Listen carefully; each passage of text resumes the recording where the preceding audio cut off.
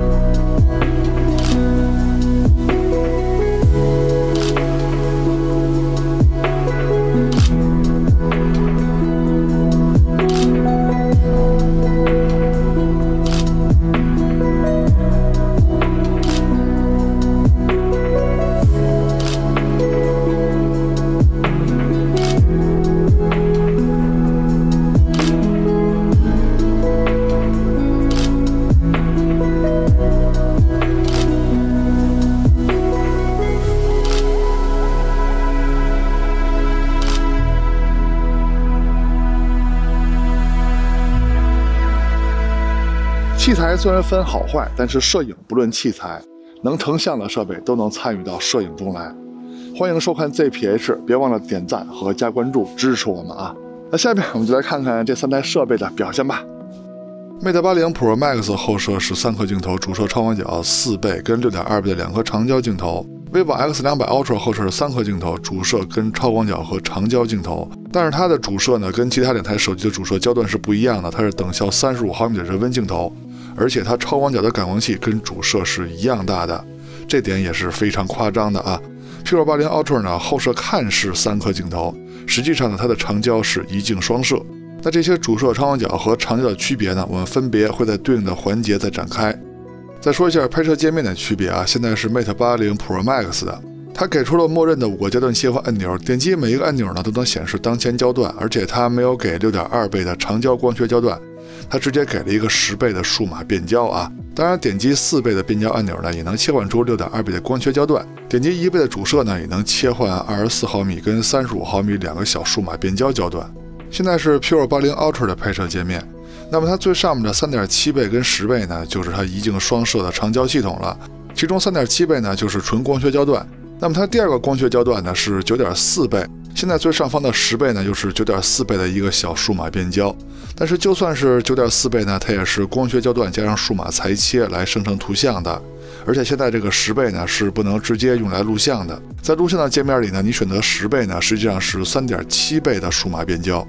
Pure 還有一點跟 Mate 系列不同的是，你點擊每一個變焦按鈕呢，也不會出現當前的等效焦段，也不會切換出新的小的數碼變焦焦段有人說 Pure 系列是華為的影像旗艦，反正從這點上來說呢，我是沒看出來的，最起碼沒有 Mate 系列強。現在是 vivo X 200 Ultra 的拍攝界面，那現在看的這些 0.6 倍、1.5 倍、3.7 倍呢，實際上是按照其他手機的倍數來顯示的。那麼這些呢，你可以在參數界面調節是按照其他手機來顯示呢，還是按照自己的倍率來顯示呢？因為它的主攝的倍率跟其他手機是不一樣的，它是35毫米人文主攝。當然你也可以調成直接按照焦段顯示這些都是你隨意了。拍攝界面可以变成人文街拍相機模式，這個模式是我非常喜歡的一個攝影模式。首先，它鼓勵橫屏拍攝，而且它的各种參數調節呢都是十分方便快捷的。如果你有這台手機的話，我非常推薦你用這個模式去拍攝。測試的時候，3台手機的系統都已經升級到了最新正式版。那麼測試的方式呢，就是手機的默認設置，拿起來就拍。我們還是先從主攝開始聊。從參數上說，感光器尺寸是 Pure 的最大。那麼華為的2台手機的 Mate 和 Pure 都有可变光圈技術。在之前的節目裡也分別对他們各档光圈進行了測試了啊，每档光圈下的成像質量都是不錯的。這期節目就不展開了，用的都是默認設置。那要說3台主攝最大的不同呢，就是焦段的不同。vivo 的主攝是等效35毫米的人文主攝，那華為的 Mate 跟 Pure 呢，就是一般手機主攝的視角啊，等效約24毫米。那現在看到的就是3台手機主攝的对比，可以看到 vivo 的視角跟另外2台華為的視角差距是非常大的，簡直就不是一個東西。如果直接對比呢，那有點扯啊，所以咱們還是用相同的焦段來对比吧。那現在看的就是相同的24焦段，但是這時候 vivo 呢就只能用超廣角，還得數碼變焦來跟華為的2台主攝比了。哎，好像更扯啊！但是沒办法啊，相同焦段对比呢，好像還更合規矩一些。那麼在解析力方面是 Mate 的最強啊 ，Pure 的稍微差一些。那作為 vivo 這邊又是超廣角又是數碼變焦的，它的解析力肯定是不能跟另外2台主攝比的。但是作為超廣角還是數碼變焦有這樣的表現，已經相當驚人了。但是作為2台都有紅峰的華為手機來說，它們主攝拍攝出來的顏色差別有點大，是吧？整天說紅峰準的，現在怎麼辦呀？現在就是35毫米焦段对比了，這時候 vivo 就是光學焦段了，2台華為的主攝呢就是數碼變焦了。那麼在解析力方面呢也沒有懸念啊，肯定是 vivo 的更好。這個時候呢，2台紅峰的華為啊還是有色差啊，而且這個色差呢跟剛才還不太一樣啊。你要說跟剛才一樣呢，這也算穩定。你說這可怎麼辦呢啊？怎麼改？哦，对了，他們的系統都是現在最新的鸿蒙6正式版。3台主攝都有5000萬像素高清模式。那麼在這個時候呢，主攝的解析力應該也是 vivo 的更強啊，沒錯啊，確實就是 vivo 的更強，因為它是35毫米焦段的主攝嘛，相對於2台華為來說有更好的望遠效果，所以在解析力方面有優勢也沒有什麼奇怪的。那 Mate 跟 Pure 比呢，是 Mate 的解析力更好一些。那麼鏡組的光学質量，也就是邊角畫質把控方面呢，3台主攝的表現都非常優秀。那這方面就要表揚一下華為了啊。畢竟 vivo 的主攝是等效35毫米的人文主攝，它天生就有更好的邊角畫質把控能力。Mate 是視角更廣 ，Pure 的感光器還更大。在這種情況下，3台主攝的邊角畫質把控能力還能差不多。那麼華為主攝的鏡組光學質量已經做得非常優秀了。再說超廣角鏡頭 ，vivo 感光器尺寸是相當恐怖的，它跟主攝是完全一樣的感光器，總像素也是 vivo 的最高，光圈也是 vivo 的更大。從實拍樣片上看，顏色差別是挺大的啊。vivo 跟2台華為的顏色，就是色彩風格方面差別確實挺大。那麼當時色溫呢，給大家一個參考啊，是北京冬天陽光明媚的下午3點到4點之間。那麼在解析力方面呢，確實是 vivo 的好一些，但是差別並不是非常明顯啊，必須得仔細看啊。比如說在偽色方面啊，細節還原方面啊，是 vivo 的稍微強一點。再看一組對比，這回顏色的區別呢，最起碼沒有前面一組大，是吧？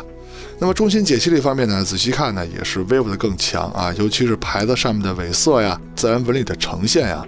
不過 vivo 的問題呢就是太銳了，2台華為的解析力呢肯定是不如 vivo， 而且有些地方呢已經出現了數碼涂抹。但是总體来說呢，3台超廣角在白天的差距呢確實不大。這3台超廣角啊也都是有高清模式的 ，vivo 是5000萬像素，2台華為呢是4000萬像素。這個時候在解析力方面呢，差距比普通模式大一些啊 ，vivo 的更強。那麼鏡組的光學質量，先看右上角的表現呢，是 vivo 的最差。那麼這一點呢也沒有什麼懸念，因為 vivo 這顆超廣角的感光器實在是太大了，而且視角呢跟2台華為一樣都是13、14毫米的，視角也是非常寬廣啊。那麼它的邊角畫質實在是太難做了，有這種表現呢，也就可以了。那麼看另一個角的表現呢，其實也是 vivo 的稍差一些啊，這點很容易理解。再說中長焦鏡頭 ，Mate 呢是有4倍跟6.2倍2顆長焦鏡頭 ，vivo 呢就有一個相對於自己來說是2.5倍，相對於其他手機來說是3.7倍的2.1像素長焦鏡頭。那 Pure 呢就是一鏡雙攝啊，它虽然說看着是1顆長焦鏡頭，但是它有2個光学焦段，一個是3.7倍，一個是9.4倍，也相當於有2個定焦的長焦鏡頭。對比樣片先從50倍焦段開始看啊，就是一般手機的2倍數碼變焦。那麼這個時候呢，如果從房檐上的彩繪上來看呢，細節呈現最多的是 vivo， 但是從整體照片觀感上來說呢，比較好的是 Mate。那麼從你的取舍上来說呀，你更喜歡哪邊呢？那现在就是光学焦段的对比了 ，Pure 是4倍 ，vivo 呢是相对于自己来說的2.5倍，相对于其他手机的3.7倍啊 ，Pure 也是3.7倍。那後面的对比呢，大家都看焦段就可以了，如果看倍数呢，可能会有點亂啊。那這個時候解析力最高的是 vivo， 而且領先的幅度呢還是比較明顯的。而且在這個焦段下啊，3台長焦都有高清模式，2台華為都是5000萬像素 ，vivo 是2億像素。那麼在解析力方面呢，沒有懸念啊 ，vivo 領先的也是非常明顯的。那現在就是第二個長焦焦段的對比了 ，Mate 是6.2倍是光學焦段，那 vivo 呢是系統推薦的第二個長焦焦段，但它是數碼變焦啊，170毫米。Pure 呢也是6.2倍數碼變焦啊。那麼這個時候解析力呢肯定是光學焦段的 Mate 更好一些的，其次是 vivo。那 Mate 的6.2倍是有5000萬像素高清模式的，這個時候跟 vivo 的85毫米2億像素和 Pure 的3.7倍的5000萬像素比會怎麼樣呢？哦，對了 ，Pure 雖然說有2顆長焦鏡頭啊，一個3.7倍，一個9.4倍，但是它只有3.7倍，有5000萬像素高清模式。但是解析力方面呢，我沒有想到啊，居然是焦段最短，但是像素最高的 vivo 解析力更強。我原以為是焦段更長的 Mate 解析力方面有優勢啊。那麼現在呢是10倍焦段對比，230毫米、240毫米這個焦段啊。那解析力方面呢，你要說從建築漆面的紋理上看呢，是 vivo 的更好啊。但是從植物上說呢，也不太好說啊，就說它們3個比較接近吧。現在是30倍焦段的对比，那麼這個時候的解析力方面呢，你要說從觀感上來說啊，是 Mate 的最好，但是從建築漆面的紋理來說呢，是 vivo 的更好。但至於 Pure 那邊呢，那只能是3個裡邊最差的了。那再來一組30倍的對比吧。那麼30倍呢，就是這個場景啊，這個場景是之前2倍鏡頭拍的。那麼30倍呢，就是紅方塊裡邊這一小部分啊，甚至比這一小部分還要小。那麼這個時候解析力方面呢，反正從觀感上來說呢，還是 Mate 的最好，vivo 的其次。但是這 Mate 這樹葉啊，松樹的樹葉被 AI 修飾的簡直是太毛茸茸了啊！可是 vivo 跟 Pure 拍出來的呢，雖然說 AI 沒這麼厲害，但是它的樹葉也是毛茸茸的。那麼這個時候各位更喜歡哪邊的效果呢？再說微距的對比，3台手機呢都可以用超廣角來拍攝微距，也都可以用長焦來拍攝微距。現在看到的第一組對比呢，就都是用超廣角數碼變焦的主攝焦段來拍的微距。這個時候 Pure 的表現是最好的。那現在看到的就是長焦微距的效果啊。Mate 這邊是用4倍鏡頭拍的，它的6.2倍呢拍不了微距。Pure 呢就是3.7倍鏡頭來拍的，這個時候解析力最好的是 Mate。再說前攝，用的就是手機前攝的默認設置，沒有調其他的選項。這3台手機的前攝拍攝的人像啊，都是非常精美、非常好看的。我還真不好說哪邊更好看啊。那麼從你們的屏幕上看，你們喜歡誰拍攝出來的人像效果，誰就是好的啊。那麼這方面的決定權呢，就交給大家了。現在是前攝錄像對比，當然用的也是前攝錄像的默認設置了。防抖方面可以看出來是 Pure 的更好，但是 Pure 在光影變化的時候啊，它的顏色把控不是很好。那麼在顏色方面呢，是 Mate 跟 vivo 的表現更好一些，但是 vivo 的防抖啊，可以看出來就是人物面部的防抖，是3台手机裡邊最差的一個。再說人像拍攝，用的就是手機人像模式的默認設置，沒有調其他的選項。那麼從第一個場景就能看出來，這3台手機都是拍攝人像的高手，他們拍出來的效果都非常理想。但是每個人的屏幕顯示出来的顏色肯定不一樣啊。從我這兒看呢，顏色比較好的是 vivo 跟 Pure。Mate 那邊呢稍微有些紅，換了一個場景，也換了一個光照的角度。這個時候我依然覺得是 vivo 跟 Pure 的人像在顏色方面稍微好一點點。Mate 呢稍微偏紅一些啊，我不知道從你們的屏幕上看，你們更喜歡誰拍攝出來的人像效果。總之，他們3台手機都是拍人像的高手啊。指出宽容度的測試呢，這3台手機主攝跟超廣角在大光比的測試環境中呢，都挑了幾個我認為比較常用的色彩模式進行測試啊。那麼這3台手機的表現呢，都還算穩定。現在看到的都是 Mate 的測試啊，可以看到其中明快模式，它的亮部跟暗部的細節呈現保留是最好的。那麼原色跟鮮豔呢，在某些高難度的场景下，暗部的細節呈現是不足的。現在看的就是 vivo 的測試樣片了啊，都是同樣的场景。那麼鲜明跟自然两种色彩模式，可以说亮部跟暗部的细节呈现都是很充足的。那么质感模式呢，在某些高难度场景下，它的暗部表现呢也会不足啊。那麼这一点呢，跟以往的測試表现出来的特性呢也是一樣的。那現在看的就是 Pure 的表现 ，Pure 呢跟 Mate 呈现出来的特性呢基本上是一致的。也是明快色彩模式的亮部跟暗部细節保留呢，相对来说是最完整的。那么原色跟鲜艳呢，在某些场景下，它的暗部呈現会缺失的多一些。再看夜景的对比，那在城市夜景的測試環境中呢，這3台手機相互对比起來，評價就比較簡單了啊，因為他們3個都是高手，無論主攝還是超廣角，在這些大光比的環境下，無論是亮部細節還是暗部細節呈現的都沒有問題。雖然說你仔細分析一定能看出區別，但是他們3個肯定都是屬於高手級別的，不用在雞蛋裡邊挑骨頭了。但是到了城市的昏暗環境，3台手機的表現還是有區別的啊。主攝顏色上最不好的是 Mate， 最好的是 vivo。哎，對，老有人說我這不聊顏色，我這怎麼不聊顏色呀？我這一直說的是，在你分不清哪邊準的時候，別自以為準。但這種誰都能看出來偏色不偏色的，我願意說就說，我不願意說就不說，你跟這兒嘰歪個什麼呀？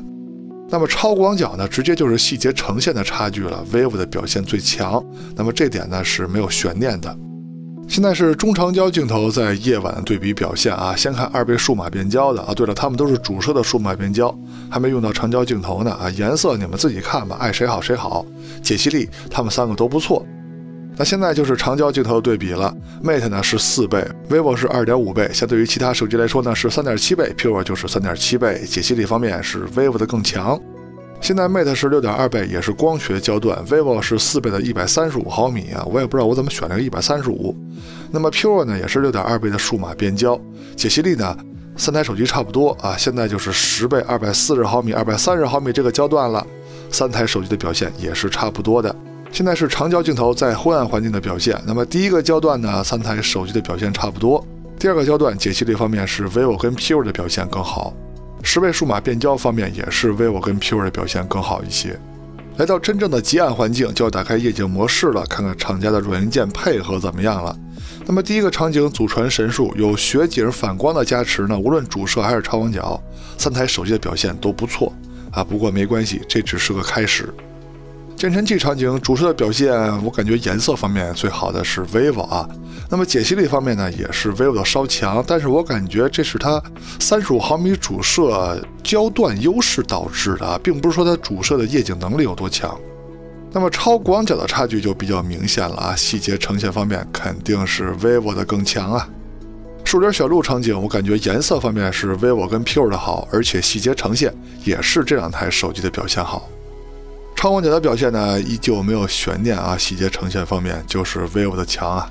難度最高的祖傳神速 Pro 場景，細節呈現方面依然是 vivo 跟 Pure 的表現更好。超廣角的表現呢，依舊是沒有懸念，肯定是 vivo 的表現更強。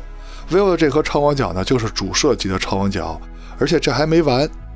那現在看到的呢，就是這3台手機在極限環境下主攝和超廣角的成像對比。在如此極限的場景下 ，vivo 都可以做到主攝跟超廣角在成像觀感上的統一。也就是說，這台手機可以做到從超廣角到中長焦，任何光學焦段和數碼變焦焦段成像在觀感上的統一。那麼這點呢，今天其他手機是做不到的。其實之前呢，有另外一個品牌的手機是可以做到的，可是它後來自己把自己阉割了。视頻錄制用的是手機的默認設置，也是最接近現在社交軟件錄制的效果。現在是3台手機主攝白天手持走路的表現，沒有架子，沒有穩定器。那麼 vivo 主攝的視角呢，跟另外2台華為手機相差比較大，這個沒有辦法。但是他們主攝的表現呢，都是非常不錯的啊，清晰度啊、防抖都很好。現在是3台手機超廣角的表現，還有點逆光啊。同樣的，他們的清晰度跟防抖也都是非常優秀的。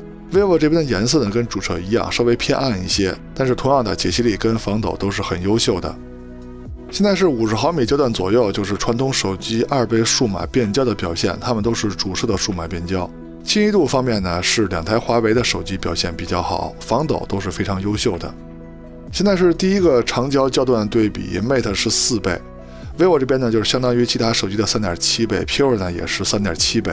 它們3个呢都是光学焦段，解析力跟防抖同樣的都是非常優秀的。現在 Mate 是6.2倍 ，vivo 跟 Pure 呢就是相同焦段的數碼變焦了。這個時候 Mate 的解析力呢是稍微強一些的。解析力方面最差的是 vivo。現在是10倍焦段的對比，解析力最好的是 Mate。現在 Mate 是30倍數碼變焦 ，vivo 跟 Pure 呢都是20倍數碼變焦，都是他們最遠的數碼變焦的錄像焦段了。那麼這個時候解析力最好的呢是 Mate 跟 vivo。現在是主攝夜晚的錄像表現，清晰度跟防抖綜合表現最好的是 Mate， 其次是 Pure。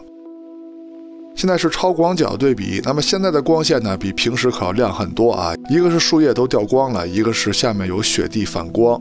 就算是這樣，也依然能看出來是 vivo 的超廣角表現是最好的。